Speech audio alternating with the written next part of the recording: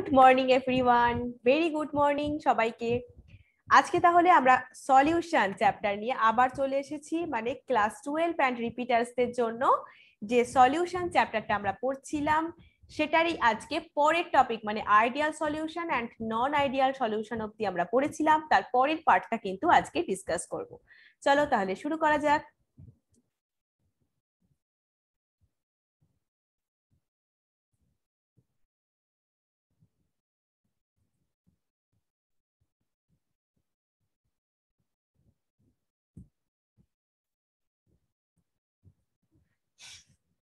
দেখো, আমরা কিন্তু আজকে কলিগেটিভ প্রপার্টিজ মানে সংখ্যাগত ধর্ম এবং ডিটারমিনেশন অফ মোলার মাস এই পার্টটা ডিসকাস করব।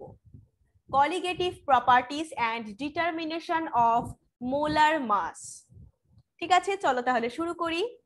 সেটা হচ্ছে কি, অলরেডি আমরা কিন্তু আগের সেকশনে পড়েছি যে vapour pressure of the solution, যখন আমি একটা সলভেন্টের মধ্যে, মানে ভোলাটাইল, সলভেন্টটা অবশ্যই ভোলাটাইল হবে, ভোলাটাইল সলভেন্টের মধ্যে যখন আমরা নন ভোলাটাইল সলিউট অ্যাড করব তখন তার ভেপার প্রেসার ডিক্রিজ করে। এই ব্যাপারটা কিন্তু একদম ক্লিয়ার করে নাও। ঠিক আছে, তাহলে আমি যখন ভোলাটাইল সলভেন্টের মধ্যে নন ভোলাটাইল সলিউট অ্যাড করি তখন সলিউশনের ভেপার প্রেসার ডিক্রিজ করে, তাই তো? তাহলে there are many properties of solution which are, এছাড়াও মানে এই যে নন ভোলাটাইল সলিউটটা অ্যাড করলে আমাদের ভেপার প্রেসার ডিক্রিজ করছে সলিউশনটার, এছাড়াও আরো অনেক প্রপার্টিজ রয়েছে সলিউশনের যেটা এই ভেপার প্রেসার ডিক্রিজ করার সাথে কানেক্টেড। তাহলে মেনি প্রপার্টিজ, তার মধ্যে নাম্বার 1 হচ্ছে relative lowering of vapour pressure of the solvent. Relative lowering of vapour pressure of the solvent, মানে সলভেন্টের ভেপার প্রেসার রিলেটিভলি লোয়ার হতে থাকছে। 2 নম্বর হচ্ছে depression of the freezing point of the solvent. সলভেন্টের freezing point, যেটা সলভেন্টের যেটা freezing point সেটা ডিপ্রেসড হতে থাকছে। ঠিক আছে। নাম্বার 3 হচ্ছে elevation of the boiling point of the solvent. Elevation of the boiling point of the solvent, এটা হচ্ছে নাম্বার 3। এগুলো সবই কিন্তু ভেপার প্রেসার ডিক্রিজ করার সাথে কানেক্টেড। প্রত্যেকটাই দেখো ভেপার প্রেসার কিন্তু ডিক্রিজ হচ্ছে। নাম্বার 4 হচ্ছে osmotic pressure of the solution. এই চারটে প্রপার্টিজ এর মধ্যে অনেকটা লেন্দি প্রপার্টিজ এর ব্যাপারগুলো এবং এই রিলেটেড ক্যালকুলেশনস আমি বলেছি, ক্যালকুলেশনের পার্টটা কিন্তু পুরো একটা আলাদা দিনে আমরা ডিসকাস করব। ঠিক আছে, প্রত্যেকটা টপিক ওয়াইজ। কিন্তু থিওরি ক্লাসগুলোয় অনলি থিওরি পার্টগুলো আমরা ভালো করে পড়ার চেষ্টা করব। তাহলে 1, 2 and 3 তিনটে প্রপার্টিজ হয়তো আজকে মোটামুটি আমি কমপ্লিট করব। আর একটা ক্লাস লাগবে এই সলিউশন চ্যাপ্টারটা পড়ার জন্য, আর একটা ক্লাস আমাদের লাগবে, মানে টপিক ওয়াইজ যেহেতু আমরা অল্প অল্প করে পড়ছি তার জন্য আর এই ক্লাসটা আজকে যেটা করছি আর একটা ক্লাস হয়তো লাগতে পারে। ঠিক আছে, সেটাও আমি যেরকম তোমাদের প্রত্যেকদিন জানিয়ে দিচ্ছি যে আজকে ক্লাস আছে কালকে ক্লাস আছে সেরকমই বলে দেবো। ঠিক আছে, মোটামুটি এই 10 AM মর্নিং এই ক্লাসটা থাকবে। তাহলে চলো, তাহলে নেক্সট দেখো, অল দ্যাস প্রপার্টিজ ডিপেন্ড করে নাম্বার অফ সলিউট পার্টিকেলস এর উপর। প্রত্যেকটা প্রপার্টিসই কিন্তু সলিউট পার্টিকেলের কত নাম্বার তার উপর ডিপেন্ড করে, ইরেসপেক্টিভ অফ দেয়ার নেচার। নেচারের থেকেও নাম্বার অফ সলিউট পার্টিকেলস কত আছে তার উপর ডিপেন্ড করে, irrespective of their nature relative to total number of particle present in the solution। মানে একটা সলিউশনে টোটাল নাম্বার অফ সলিউশনের টোটাল নাম্বার অফ তোমার পার্টিকেলস যে প্রেজেন্ট আছে সেটার নেচারের রেসপেক্টে নয়, সলিউট পার্টিকেলস কটা আছে, কতগুলো নাম্বার অফ সলিউট পার্টিকেলের উপর ডিপেন্ড করে এই প্রপার্টিজ গুলো। তাহলে এই প্রপার্টিজ গুলোকেই বলে কলিগেটিভ প্রপার্টি, যেহেতু সলিউট পার্টিকেলের নাম্বারের উপর ডিপেন্ড করে ইরেসপেক্টিভ অফ দেয়ার নেচার, যেটা সলিউশনের total number of particle present আছে তার সাথে রিলেটেড, সেটাকে বলে কলিগেটিভ প্রপার্টি, মানে সংখ্যাগত ধর্ম। কলিগেটিভ এসছে ফ্রম কো থেকে, মানে টুগেদার, আর লিগারে মানে হচ্ছে বাইন্ড। চলো তাহলে একটা একটা করে ডিসকাস করা যাক। ফার্স্ট হচ্ছে আমরা পড়বো relative lowering of vapour pressure. Relative lowering of vapour pressure, এটার আমরা যেটা তোমার বাংলাতে যেটাকে বলে বাষ্পচাপ, ভেপার প্রেসার মানে তো বাষ্পচাপ তোমরা জানো, বাষ্পচাপের আপেক্ষিক অবনমন। এবার দেখো, vapour pressure of A solvent in a solutions less than that of pure solvent. আমরা তো এটা অলরেডি পড়েছি যে পিওর সলভেন্টের যা ভেপার প্রেসার হয়, পিওর সলভেন্টের তার থেকে কি হয়, সলিউশনের ভেপার প্রেসারটা কম হয়। সলিউশন একটা এমনি পিওর যে সলভেন্ট তার ভেপার প্রেসার যা হবে, সলিউশনের মধ্যে যে সলভেন্টটা আছে তার ভেপার প্রেসার পিওর সলভেন্টের থেকে কম হয়। রাউল্ট কি এস্টাবলিশ করেছিলেন? রাউল্টস বললেন যে lowering the vapour pressure depend করে concentration of the solute particles. ওই যে নাম্বার অফ সলিউট পার্টিকেলস, তাহলে সলিউট পার্টিকেলস এর কনসেন্ট্রেশন উপর ডিপেন্ড করছে ভেপার প্রেসারটা কতটা লো হবে। and it is independent of their identity. আইডেন্টিটির উপর কিন্তু ডিপেন্ড করে না, আইডেন্টিটির উপর ডিপেন্ড করে না, এটা কিন্তু সম্পূর্ণ সলিউট পার্টিকেলস গুলোর কনসেন্ট্রেশনের উপর ডিপেন্ড করে ভেপার প্রেসার কতটা লো হবে, সেই সলিউশনে উপস্থিত সলভেন্টটার ভেপার প্রেসার কতটা লো হবে সেটা। অলরেডি দেখেছি রিলেশনশিপ যে ভেপার প্রেসারের সাথে mole fraction and vapour pressure of the solvent, তাই না? আমরা দেখেছি না, যেটা P1, যেটা ওই P10X1, এইটা দেখেছি না, ভেপার প্রেসার অফ দ্য সলভেন্টের সাথে vapour pressure of the solution সাথে মোল ফ্র্যাকশন, এই যে X, এটা X লিখলাম, হ্যাঁ, তাহলে এই রিলেশনশিপ অলরেডি আমরা পড়েছি, তাই তো? এবার সেখান থেকে আমরা যদি দেখি, এই যে এই রিঅ্যাকশনটা আবার লিখেছে যে P1 = X1, এটা হচ্ছে পিওর সলভেন্টার ভেপার প্রেসার হচ্ছে P10 আর হচ্ছে সলিউশনের হচ্ছে P1 আর মোল ফ্র্যাকশন হচ্ছে X1। এবার ভেপার প্রেসার সলভেন্টার কতটা কম হয় পিওর সলভেন্টের থেকে, পিওর সলভেন্টের থেকে সলিউশনে উপস্থিত সলভেন্টের, পিওর সলভেন্ট মানে P10 আর সলিউশনে উপস্থিত সলভেন্ট মানে P1, তাহলে তার থেকে কতটা কম রিডাকশন হচ্ছে ভেপার প্রেসারটা, সেটা এটা মাইনাস করলেই জানতে পারবো, তাহলে যেটাকে ডেল P1 বলে। তাহলে reduction in the vapour pressure of the solvent del P1 দ্বারা ডিনোট করা হয়, যাকে তাহলে P10 - P1 মানে হচ্ছে তোমার পিওর সলভেন্টের ভেপার প্রেসার মাইনাস সলিউশনে উপস্থিত সলভেন্টের ভেপার প্রেসার কতটা কম হচ্ছে। এবার কি P1 তুমি তো অলরেডি জানো রাউল্টস ল থেকে, P1 মানে হচ্ছে P10X1, তাহলে এখান থেকে আমি P10 কমন নিয়ে নিতে পারবো, 1 - X1 করে নিতে পারবো, তাই না? এখান থেকে P1 এই পার্টটা থেকে P10 কমন নিলে কি হবে, 1 - X1 থাকবে। এবার অলরেডি তুমি জেনে গেছো যে X2 = 1 - X1, এটা তো আগের ইকুয়েশনে আমরা পড়ে নিয়েছি। তাহলে আমি লিখতে পারি ডেল P1 সমান X2 P1, তাই তো লিখতে পারি তো, ডেল P1 সমান X2 P1 0, তাহলে P10 1 - X1 এর জায়গায় X2 লিখে নিলাম, 1 - X1 এর জায়গায় X2 লিখে নিলাম, তাহলে ডেল P1 সমান X2 P10 পেলাম। তাহলে ইন এ সলিউশন, তাহলে ফর্মুলাগুলো কিভাবে ক্যালকুলেট হচ্ছে বুঝতে পারছো তো? তাহলে ইন এ সলিউশন যেটা মানে সেভারেল নন ভোলাটাইল সলিউট কন্টেন্ট করে আছে, যার জন্য ভেপার প্রেসারটা লো হয়ে যাচ্ছে, সেটা ডিপেন্ড করছে mole fraction of the different, মানে sum of the mole fraction of different solute, তাই না? ডিফারেন্ট ডিফারেন্ট সলিউটের মোল ফ্র্যাকশন গুলো যোগ করা সেটার উপর ডিপেন্ড করে। তাহলে অলরেডি ডেল P1 সমান জানো যে P10 - P1, তাই তো? এবার এটাকে যদি আমি দেখো P10 দিয়ে ডিভাইড করি, দুটোকেই কি করেছি, P10 পিওর সলভেন্ট দিয়ে দেখো ডিভিশন করে নিয়েছি, P10 দুটোকেই P10 দিয়ে ডিভাইড করে নিয়েছি। তাহলে কি পাবো, P10 দিয়ে যে ডিভাইড করে নিলাম, তাহলে এটা কি ইকুয়াল টু তো x2, তাই তো? বুঝতে পারছো? এই যে আমরা ইকুয়েশনটা কি করলাম, ডেল p1 সমান x2 p1 0, তো তাহলে del p1 by p1 0 equal two x2, তাই তো? সেটাই এখানে লেখা আছে, del p1 by p1 0 equal two x2।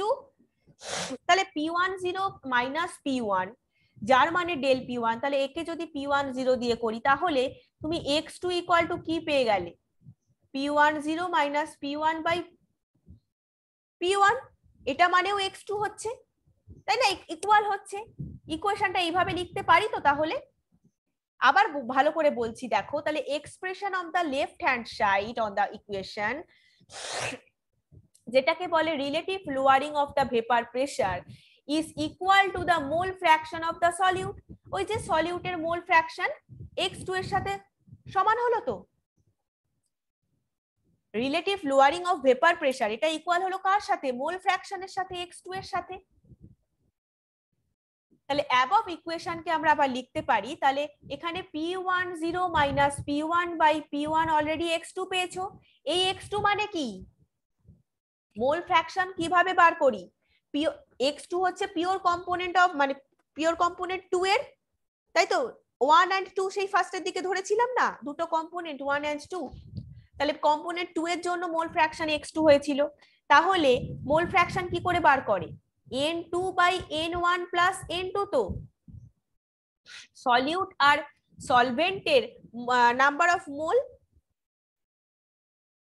ঠিক আছে, বাই সলভেন্টের number of solvent by number of solute plus number of তোমার সলভেন্ট, এটা করেই তো করে টোটাল, মানে টোটাল মোল নাম্বারটা ডিভাইড করে, সেটাই তো x2 মোল ফ্র্যাকশন এইটা। তাহলে p1 0 minus p1 by p1 0, এই পার্টটা যেটা পেলাম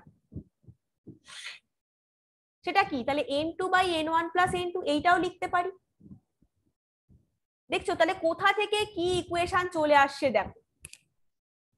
এবার এখানে n1 n2 হচ্ছে number of mole of the solvent and solute, যেটা সলিউশনে প্রেজেন্ট আছে। তাহলে ডাইলিউট সলিউশনের ক্ষেত্রে কি হয়, n2 টা কিন্তু কম হয়, ডাইলিউট সলিউশনের ক্ষেত্রে n2 কম হয়, n2 very very less than n1, সেই জন্য আমরা এটাকে নেগলেক্ট করতে পারি, সেই জন্য n2 টাকে তুমি নেগলেক্ট করো, মানে n1 প্লাস n2 তে n1 এর ভ্যালুটা কিন্তু n2 এর থেকে অনেক বেশি হয়, সেই কারণে নেগলেক্টিং n2 আমরা লিখতে পারি p1 0 minus p1 by p1 0 equal to n2 by n1, এইভাবে লেখা যায়। আর n2 আর n1 মানে কি, আমরা নাম্বার অফ মোল বের করতে গেলে কি করি, মানে তোমার যদি বলি নাম্বার অফ মোলস, এটার ফর্মুলা কি, ওয়েট বাই মাস, তো মোলার মাস, ওয়েট বাই, এটা molar mass, weight by molar mass. তাহলে n2 বাই n1 কি হবে, w2 বাই m2, মানে এটা জাস্ট করেছে হচ্ছে তোমার w2 বাই m2, আবার w1 বাই m1, তারপরের স্টেপটা হচ্ছে এইটা w2 into m1 by m2 into w1, যেহেতু আমি মাল্টিপ্লাই করে দিচ্ছি তাই উল্টে যাচ্ছে, m1 বাই w1 হয়ে যাচ্ছে, ঠিক আছে? তাহলে কোথা থেকে কি ফর্মুলায় আমরা এলাম, দেখো, যেখানে w1 আর w2 হচ্ছে মাস, m1 m2 হচ্ছে মোলার মাস, মাস বা ওয়েটও বলতে পারো, w1 w2 টাকে মাস বা ওয়েটও তুমি বলতে পারো, আর ক্যাপিটাল এমটা হচ্ছে molar mass of the solvent and solute. তাহলে এইবার এই বাকি রিলেশনশিপের, আচ্ছা এখানে অনেক জ্যাবরা হয়ে গেছে, আমি বাংলাটা দেখেই বলে দিচ্ছি, যে এই যে রিলেশনশিপটা থেকে, এই রিলেশনশিপটা থেকে তুমি কিন্তু ক্যালকুলেট করে নিতে পারো m2 এর ভ্যালু, তাই তো? m2 মোলার মাসের ভ্যালু ক্যালকুলেট, বাকিগুলো জানা থাকলে তুমি মোলার মাস ইজিলি ক্যালকুলেট করে ফেলতে পারবে। এবার চলে যাচ্ছি পরের পার্টটায়, এটা হচ্ছে relative vapour pressure of the solution, যেটা বললাম আমরা, এই যে তিনটে পার্ট পড়বো, তো এই যে relative lowering of vapour pressure, second part যেটা পড়েছিলাম প্রপার্টিজ এর মধ্যে, সেটা হচ্ছে এলিভেশন অফ বয়লিং পয়েন্ট, এই পার্টটা পড়বো। সেটা বলছে দেখো অলরেডি 11-এ যেটা জেনেছিলে যে যত টেম্পারেচার ইনক্রিজ করবে না তত লিকুইডের ভেপার প্রেসার ইনক্রিজ করে। টেম্পারেচার ইনক্রিজ করার সাথে সাথে লিকুইডের ভেপার প্রেসার কিন্তু ইনক্রিজ করে। এবার দেখো যদি বয়েল করা হয় at the temperature at which its vapor pressure equal to the atmospheric pressure, এইটা কিসে বয়েল করা, এলিভেশন অফ বয়েলিং পয়েন্ট কি বলছে, বয়েল করা হবে এমন একটা টেম্পারেচারে যাতে তার ভেপার প্রেসারটা অ্যাটমসফেরিক প্রেসারের সাথে ইকুয়াল হয়।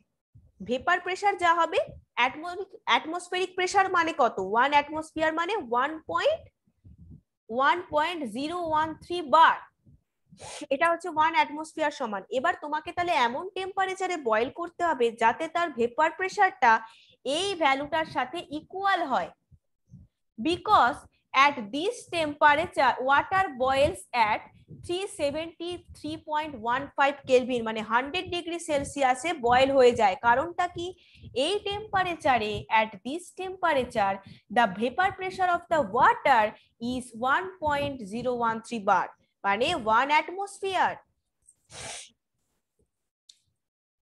We have also learned in the last section that vapor pressure of the solvent decrease করে নন ভোলাটাইল, এটা তো বারবারই আসছে কথাটা, নিশ্চয়ই মনে আছে যে নন ভোলাটাইল সলিউটের প্রেজেন্সে ভেপার প্রেসারে সলভেন্টের ভেপার প্রেসার কিন্তু ডিক্রিজ করে। এই পার্টটা আশা করি বুঝে গেছো, এটা অনেকবারই আমাদের মানে ডিসকাশন হলো আর কি, ঠিক আছে। এবার দেখো তাহলে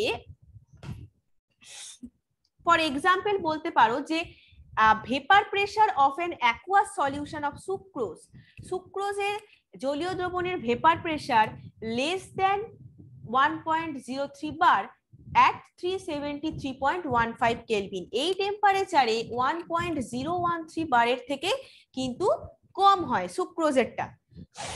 কেন, দেখো এখানে বলছে vapour pressure of the pure solvent and solution as a function of temperature, টেম্পারেচারের অপেক্ষক হিসেবে কাজ করে। তাহলে তোমাকে একটা এক্সাম্পল দিয়েছে যে সুক্রোজের জলীয় দ্রবণের মানে অ্যাকুয়াস সলিউশন অফ দ্য সুক্রোজের ভেপার প্রেসারটা ওই 1 atm এর থেকে কম হয় এই একই টেম্পারেচারে, যে টেম্পারেচারকে ওয়াটারকে বয়েল করা হচ্ছিল। তাহলে আমাকে কি করতে হবে, কম হচ্ছে যেহেতু 1 অ্যাটমসফিয়ারের ইকুয়াল হতে হবে, তো এমন টেম্পারেচারে আমাকে বয়েল করতে হবে। তাহলে এই টেম্পারেচারে কি করা যাবে, যাবে না।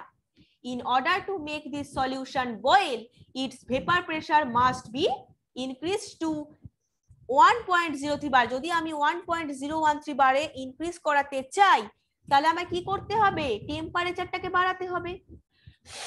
পিওর সলভেন্ট মানে পিওর সলভেন্টকে বয়েল করার জন্য আমরা যে টেম্পারেচার ইউজ করেছি তার থেকে বেশি টেম্পারেচার নিতে হবে, by raising the temperature above the boiling temperature of the pure solvent, যেমন ওয়াটার। তাই তো মোট কথা ইলেভেশন অফ বয়েলিং পয়েন্টে আমাদের বয়েল করতে হচ্ছে এমন একটা টেম্পারেচারে যেখানে ভেপার প্রেসার ইকুয়াল হয় অ্যাটমসফেরিক প্রেসারের সাথে, যেমন ওয়াটার বয়েল হয় 373.15 কেলভিনে, কারণ এই টেম্পারেচারে vapour pressure of water equal হয়ে যায় 1 atm এর সাথে। কিন্তু এই সুক্রোজের জলীয় দ্রবণ এটা কি হচ্ছে, এই টেম্পারেচারে এই সেম টেম্পারেচারে 1.013 বার মানে 1 atm এর থেকে কম হয়। তাই জন্য আমায় কি করতে হবে, পিওর সলভেন্ট মানে ওয়াটারের বয়েলিং টেম্পারেচার যা ছিল তাকে ইনক্রিজ করতে হবে যাতে ভেপার প্রেসার ইনক্রিজ করে 1 atm এ যায়। নেক্সট হচ্ছে দেখো boiling point, Das boiling point of a solution always higher than that of the boiling point of the pure solvent in which solution is prepared. তাহলে পিওর সলভেন্টের বয়েলিং পয়েন্ট অবশ্যই সলিউশনের boiling point কিন্তু pure সলভেন্টের boiling পয়েন্টের থেকে সলিউশনের boiling point কিন্তু always বেশি হবে। সলিউশনের boiling point always বেশি হতে হবে, তবেই ভেপার প্রেসারের সাথে 1 atm ইকুয়াল হবে। Similar to lowering the vapor pressure, elevation of boiling point also depends on, যত ভেপার প্রেসার লো হবে elevation of boiling point depend করবে number of solute molecules rather than of nature, তাদের নেচারের থেকে solute molecules এর নাম্বারের উপর depend করবে ওই এলিভেশন অফ বয়েলিং পয়েন্ট, ঠিক আছে। যেমন একটা solution 1 mole of sucrose in 1000 gram of water boil হয় এত কেলভিনে অ্যাট 1 অ্যাটমসফেরিক প্রেসার। এটা হচ্ছে একটা এক্সাম্পল। এখানে দেখো যেটা তোমাদের সরি যেখানে তোমাদের গ্রাফটা দিয়েছে দেখো ভেপার প্রেসার, এদিকে হচ্ছে টেম্পারেচার। টেম্পারেচার দেখো এখানে সলভেন্ট, এটা হচ্ছে solute. Boiling point of the solvent, এটা হচ্ছে boiling point of the solution. Boiling point of the solvent হচ্ছে TB0, boiling point of the solution হচ্ছে TB। তাহলে সলিউশনের থেকে বয়লিং সলভেন্টের বয়লিং পয়েন্টে দেখো, তাহলে TB0 থেকে TB মাইনাস করলে কতটা কম হয় সেটা পেয়ে যাব। পরেরটায় দেখো এই গ্রাফ মানে লেখাটায় রয়েছে। তাহলে লেট TB0 কে আমরা ধরে নিয়েছি বয়লিং পয়েন্ট পিওর সলভেন্টের, সলিউশনের বয়লিং পয়েন্ট TB, TB0 হচ্ছে পিওর সলভেন্টের বয়লিং পয়েন্ট। তাহলে বয়লিং পয়েন্ট কতটা ইনক্রিজ করছে সলিউশনের থেকে, মানে সলভেন্টের থেকে সলিউশনে কতটা ইনক্রিজ করছে, তাই তো পিওর সলভেন্টে কিন্তু সলিউশনে মোট কথা এটা জানো যে সলিউশনের বয়লিং পয়েন্ট TB কিন্তু বেশি পিওর সলভেন্টের থেকে, তাই তো পড়লাম এই যে এখানে দেখলাম যেটা boiling point of a solution is always higher than that of boiling point of the pure solvent। তাহলে এই হচ্ছে তার ফর্মুলা, ডেল টিবি সমান টিবি মাইনাস TB0, যেটাকে বলে এলিভেশন অফ বয়লিং পয়েন্ট। তাহলে যেটাকে কি বলে এলিভেশন অফ বয়লিং পয়েন্ট বলা হয়। Experiments have shown that for dilute সলিউশনের ক্ষেত্রে, সেটা আমরা দেখেছি, সেটা কি দেখেছি আমরা না, সেটা দেখেছি তাহলে এলিভেশন অফ বয়লিং পয়েন্ট মানে ডেল টিবিটা ডিরেক্টলি প্রপোর্শনাল হয়। আর একটা ফর্মুলা পাবে দেখো, directly molar concentration of the solute in the solution. Molar concentration মানে কি মোলালিটি, যাকে কি বলেছিলাম স্মল m দ্বারা ডিনোট করা হয়। 1 কেজি সলভেন্টে 1 কেজি সলভেন্টে যত মোল সলিউট থাকে সেটাই তার মোলালিটি। পড়েছিলাম তো মোলারিটি মোলালিটি। তাহলে ডেল টিবি মানে এলিভেশন অফ বয়লিং পয়েন্ট যাকে বলছি, ডেল টিবি দ্বারা চিহ্নিত করা হয়। মানে হচ্ছে ইনক্রিজ কতটা সলিউশন, মানে পিওর সলভেন্টের থেকে সলিউশনে বয়লিং পয়েন্ট কতটা ইনক্রিজ করছে তার পরিমাণটাই হচ্ছে এলিভেশন অফ বয়লিং পয়েন্ট। বোঝা গেল তো? সলিউশনের তো বয়লিং পয়েন্ট বেশি আমরা পড়লাম, এবার পিওর সলভেন্টের থেকে সলিউশনের বয়লিং পয়েন্টটা কতটা বেশি ইনক্রিজ করে সেটাই হচ্ছে তার এলিভেশন অফ বয়লিং পয়েন্ট, যাকে ডেল টিবি। সেটা molar concentration of solute in the সলিউশনে সাথে কিন্তু ডিরেক্টলি প্রপোর্শনাল হয়। Del t b varies as m. এবার একটা কনস্ট্যান্ট নিয়ে নিলাম, del t b equal to k b into m. তাহলে এম হচ্ছে এখানে molality, number of moles of the solute dissolve হয়ে আছে 1 কেজি অফ দ্য সলভেন্টে। তাই তো বললাম 1 কেজি সলভেন্টে যত মোল সলিউট ডিজলভ হয়।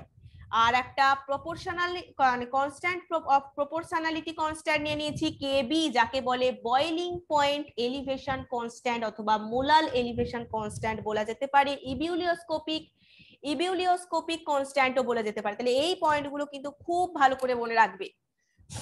আর অবশ্যই কেবি মানে তোমাকে ধরো একটা ক্যালকুলেশন করতে দিয়েছে, ম্যাথস দিয়েছে, সেখানে তোমায় কেবি জানতে চেয়েছে, কেবি জানতে দিতে পারে, বা তোমাকে এই ডেল টিবি মানে এলিভেশন অফ বয়লিং পয়েন্ট সেটাও জানতে হতে পারে, বের করতে দিতে পারে।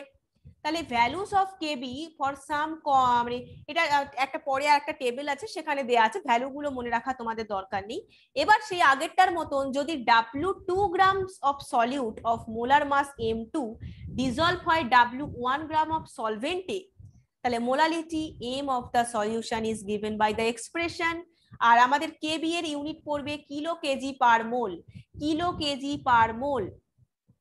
তাহলে এম সমান আমরা লিখতে পারি মোলালিটিকে কি লিখতে পারি, যদি W2 গ্রাম এই যে সলিউট যদি মোলার মাস যার M2 ক্যাপিটাল M2 যেটা ডিজলভ হবে W1 গ্রাম অফ সলভেন্টে, আর 1 কেজি সলভেন্ট তো আছেই, ফার্স্টে M1 টা তো অলরেডি জানাই, মোলালিটির ক্ষেত্রে M1 তো জানাই 1 কেজি, তাই তো?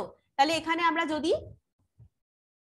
1000 লিখবো, 1000 লিখবো, এখানে 1 কেজিটাকে 1000 গ্রামে লিখবো, তাহলে ডেল টিবি সমান কেবি ইন্টু স্মল এম। তাহলে স্মল এম যদি এইটা পাই, W2 by M2 by W1 into 1000, M1 হচ্ছে 1000, তাহলে 1000 into W2 by M2 into W1, যেটা আমরা পেয়েছিলাম ডেল টিবি সমান কেবি ইন্টু এম। এই এম এর জায়গায় আমি এইটা পুট করে দিই, দেখো একদম তাই পুট করা হয়েছে। তাহলে এখান থেকে M2 এর ভ্যালুটা আমরা ক্যালকুলেট করতে পারবো, বাকি সব ভ্যালুগুলো যখন দেয়া থাকবে। Molar mass of the solute, in order to determine M2 molar mass of the solute known, তাহলে আমরা তো এটাই পড়লাম যে কলিগেটিভ প্রপার্টিজ গুলো এবং ডিটারমাইন করব মোলার মাস, এটাই তো আমাদের টপিক ছিল। তাহলে এইভাবে দেখো প্রত্যেকটা এলিভেশন অফ তোমার relative lowering of vapour pressure থেকে নির্ণয় করতে পারছিলাম, আবার আমাদের এইটা থেকেও পারলাম, তো এলিভেশন অফ বয়লিং পয়েন্ট থেকেও পারলাম। তাহলে এটা জানা থাকলে কেবি ভ্যালু যদি জানা থাকে আমরা ডেল টিবিও ডিটারমাইন করতে পারবো, M2 ও ডিটারমাইন করতে পারবো। বুঝতে পারছো তাহলে এই ফর্মুলাগুলো কতটা ইম্পর্টেন্ট। কিন্তু কোনটা কি মনে রাখো, ডেল টিবি হচ্ছে boiling point, elevation of boiling point, W2 হচ্ছে সলভেন্টার মাস ওয়েট বলতে পারো, কেবি হচ্ছে প্রপোর্শনালিটি কনস্ট্যান্ট। ঠিক আছে, নেক্সট আছে দেখো আমাদের depression of freezing point. Depression of freezing point এটা হচ্ছে আরেকটা প্রপার্টিজ যেখান থেকে আমরা মোলার মাস কিন্তু ডিটারমাইন করতে পারবো। এটাও চলো একটু পড়ে নিই। দেখো ডিপ্রেশন অফ ফ্রিজিং পয়েন্টে lowering of vapor pressure of a solution causes a lowering of freezing point compared to that of the pure substance. Pure substance এর freezing point এর মানে lowering of the freezing point compared to the pure solvent এর থেকে তোমার lowering হয় freezing পয়েন্টটা তোমার সলিউশনের vapour pressure lower হলে, মানে lowering of the vapor pressure of a solution causes a lowering of the freezing point যেটা পিওর সলভেন্টের সাথে কম্পারেবল। We know that যে freezing point of a substance, the solid phase is in dynamic equilibrium with the liquid phase. freezing point এ কি হয় জানো, freezing point এ solid phase টা liquid phase এর সাথে, solid ফেজটা liquid ফেজের সাথে ডাইনামিক ইকুইলিব্রিয়ামে থাকে, মানে গতিশীল সাম্যাবস্থায় থাকে। কঠিন দশা তরল দশার সাথে ডাইনামিক ইকুইলিব্রিয়ামে থাকে। Thus the freezing point of a substance may be defined as the temperature. তাহলে ফ্রিজ একটা মানে সাবস্টেন্সের ফ্রিজিং পয়েন্টকে আমি এমন ভাবে ডিফাইন করতে পারি যে at which the temperature at which vapor pressure of the substance in its liquid phase equal হবে vapor pressure in the solid phase এ, মানে সলিড ফেজের ভেপার প্রেসারের সাথে লিকুইড ফেজের ভেপার প্রেসার সেই সাবস্টেন্সটার ইকুয়াল হবে সেই টেম্পারেচারে, সেটাকেই বলে সেই সাবস্টেন্সটার ফ্রিজিং পয়েন্ট, সেটাকেই বলে freezing point. A solution will freeze, কখন ফ্রিজ হয়, when its vapor pressure equal হয়ে যায় vapour pressure of the pure solid সলভেন্টের সাথে। যখন পিওর সলিড সলভেন্টের ভেপার প্রেসারের সাথে ইকুয়াল হয়ে যায় তখন, মানে সলিউশনের ভেপার প্রেসারটা ইকুয়াল হয়ে যায়, তখনই একটা সলিউশন কিন্তু ফ্রিজ হয়ে যায়। ঠিক আছে, according to Raoult's law, when আমরা আবারই একই কথা বলছি যে non volatile solid is added to the solvent, it vapor pressure decrease করে। now it would become equal to that of the solid solvent at lower temperature. তাহলে temperature যত লো করব তাহলে কিন্তু ইকুয়াল হয়ে যাবে, এটাই তো ফ্রিজিং পয়েন্ট বলছে। a solution is will freeze when its vapor pressure equals the vapor pressure of the pure solid solvent. ঠিক আছে, thus freezing point of the solvent decrease করে।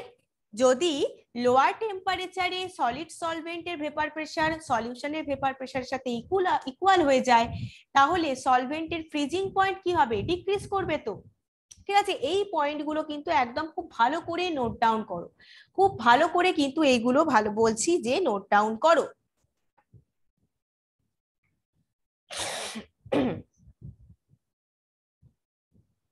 এখানে দেখো এবার এই যেটা দিয়েছে টেম্পারেচার ডায়াগ্রাম দিয়েছে ডেল টি এফ, এটাও সেই কিন্তু ডিপ্রেশন অফ ফ্রিজিং পয়েন্ট। এই যে আমরা পড়লাম ডিপ্রেশন অফ ফ্রিজিং পয়েন্ট, এটাও কিন্তু সে কথাই বলছে, ডিপ্রেশন অফ ফ্রিজিং পয়েন্ট। যেখানে দেখো টিএফ আর টিএফ জিরো, টিএফ হচ্ছে সলিউশনের ফ্রিজিং পয়েন্ট আর লিকুইড সলভেন্টের ফ্রিজিং পয়েন্ট হচ্ছে টিএফ জিরো। এবার কতটা কি ডিক্রিজ করছে, ডিপ্রেসড হচ্ছে, সেটা পড়বো। দেখো তাহলে let the TF zero B the freezing point of the solvent. TF zero হচ্ছে পিওর যে সলভেন্টটা তার ফ্রিজিং পয়েন্ট, আগের গুলোর মতোই ক্যালকুলেশন কিন্তু। আর টিএফ হচ্ছে be it's freezing point when non volatile solute dissolve হচ্ছে সলিউশনে। যখন নন ভোলাটাইল সলিউট সলিউশনে ডিজলভ হচ্ছে তখনকার ফ্রিজিং পয়েন্ট হচ্ছে টিএফ। তাহলে ফ্রিজিং পয়েন্ট ডিক্রিজ হচ্ছে, বললাম আমরা আগের পেজটাতেই। দেখো এখানে পড়লাম যে freezing point of the solvent decrease হয়, কতটা ডিক্রিজ হয়, সেটাই হচ্ছে ডেল টিএফ সমান টিএফ জিরো মাইনাস টিএফ, যেটাকে বলে ডিপ্রেশন ইন ফ্রিজিং পয়েন্ট। একইভাবে এলিভেশন অফ বয়লিং পয়েন্টের মতন ডাইলিউট সলিউশনের জন্য, মানে ডাইলিউট মানে সেটা হচ্ছে আইডিয়াল সলিউশন, মোলালিটি মানে স্মল এম তার সাথে ডিরেক্টলি প্রপোর্শনাল হয়। T del TF varies as M, তাহলে ডেল টিএফ সমান K F into M. KF তাহলে কি কনস্ট্যান্ট, তাই তো, কে এফ হচ্ছে কনস্ট্যান্ট। এই যে প্রপোর্শনালিটি কনস্ট্যান্ট হচ্ছে কে এফ, যেটা ডিপেন্ড করে solvent nature of the solvent, যাকে বলে ফ্রিজিং পয়েন্ট ডিপ্রেশন কনস্ট্যান্ট বা মোলাল ডিপ্রেশন কনস্ট্যান্ট বা ক্রায়োস্কোপিক কনস্ট্যান্ট। ওখানে যেমন ইবিউলিওস্কোপিক পড়েছিলাম না, এলিভেশন অফ বয়লিং পয়েন্টের ক্ষেত্রে কি পড়লে, ইবিউলোস্কোপিক কনস্ট্যান্ট, এখানে তার একটা নাম হচ্ছে ক্রায়োস্কোপিক কনস্ট্যান্ট, এটা খুব ভালো করে পড়বে। তাহলে সেটাকে ফ্রিজিং পয়েন্ট ডিপ্রেশন কনস্ট্যান্ট বলতে পারি, মোলাল ডিপ্রেশন কনস্ট্যান্ট বলতে পারি, আবার ক্রায়োস্কোপিক কনস্ট্যান্টও বলতে পারি, যার ইউনিট হচ্ছে সেম, কে এফ এর ইউনিটও same, kilo KG per mole. আবার একইভাবে W2 gram of the solute যার মোলার মাস M2 প্রেজেন্ট আছে W1 গ্রাম অফ দ্য সলভেন্টের মধ্যে প্রডিউস করে depression in the freezing point del TFA of the solvent, then molality of the solute কি হবে, এই একইভাবে সেম আগেরটার মতোই W2 by M2 into 1000 by W1। সেইটা ওই ডেল TF আমরা পেয়েছিলাম তো, KF into M, এই M এর জায়গায় বসিয়ে দেবো এই ভ্যালুটা, ব্যাস সেখান থেকে আমরা M2 ইকুয়াল টু কত মোলার মাস সেটা পেয়ে গেলাম একইভাবে। Thus, for determining the molar mass of the solute, we should know the qualities W1, W2, del TF along the molar freezing point depression constant. কোয়ান্টিটিটা জানতে হবে আমাদের, তাহলেই পেয়ে যাব আমরা। তাহলে the values of KF আর KB যেটা ডিপেন্ড করছে সলভেন্টের নেচারের ওপর।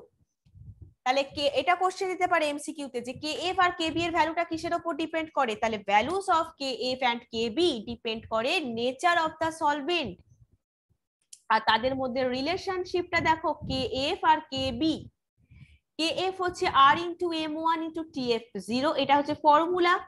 এটার থেকেও ইম্পর্টেন্ট হচ্ছে আগের গুলো। আবার তোমরা কিন্তু এটা পড়ে রাখবে অবশ্যই, দেখতে পাচ্ছ এটা কিন্তু খাতায় না প্র্যাকটিস করলে মনে থাকবে না। টিএফ, টিএফ কি পড়েছো বলো দেখি।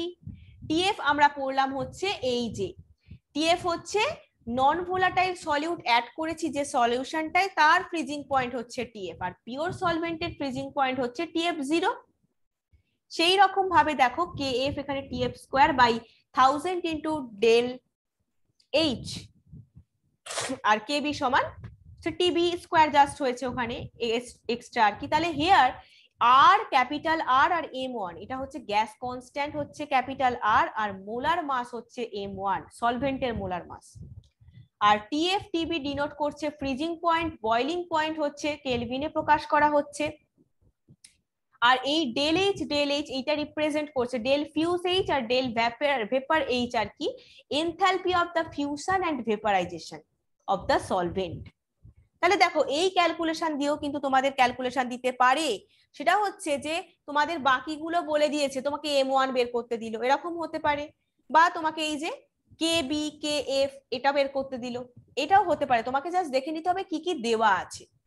ঠিক আছে, তাহলে ডেল এইচ মাঝখানে যে এই যে ফিউজ বলে লেখা আছে, এটা হচ্ছে ফিউশন, VAP মানে হচ্ছে ভেপারাইজেশন। তাহলে del fuse H, del vaporisation H represent করছে এনথালপি, মানে fusion enthalpy and vaporisation enthalpy of the solvent respectively. ঠিক আছে, তাহলে ফর্মুলা গুলো ভালো করে পড়ছো। এই হচ্ছে টেবিলে দেওয়া আছে, টেবিলের কিছু মনে রাখার দরকার নেই। নেক্সট তোমাদের আছে osmosis and osmotic pressure. Osmosis and osmotic pressure, যেটা আমি তোমাদের নেক্সট ক্লাসে ডিসকাস করব। ঠিক আছে, এটা কিন্তু নেক্সট ক্লাসে ডিসকাস করব। আবার একটা এই ক্লাসটা হয়ে গেলেই, মানে আজকে হলো আর একটা ক্লাস, এটা দুটো টপিক আছে, সেটা পড়ে নিলেই আমাদের সলিউশন চ্যাপ্টার কিন্তু কমপ্লিট হয়ে যাবে। তাহলে ছোট ছোট করে পড়াচ্ছি যাতে তোমাদের পড়তে সুবিধা হয়। আবারও বলছি, তোমরা যাতে ভালো করে পড়ো, একদম মন দিয়ে একদম ভালো করে সলিউশন চ্যাপ্টারটা কিন্তু রেডি করে নাও। ঠিক আছে, ওকে, তাহলে থ্যাংক ইউ সো মাচ তোমাদের সবাইকে। Thank you thank you thank you অনেক। সবাই খুব ভালো থেকো, নেক্সট ক্লাসে আবার দেখা হবে। বাই।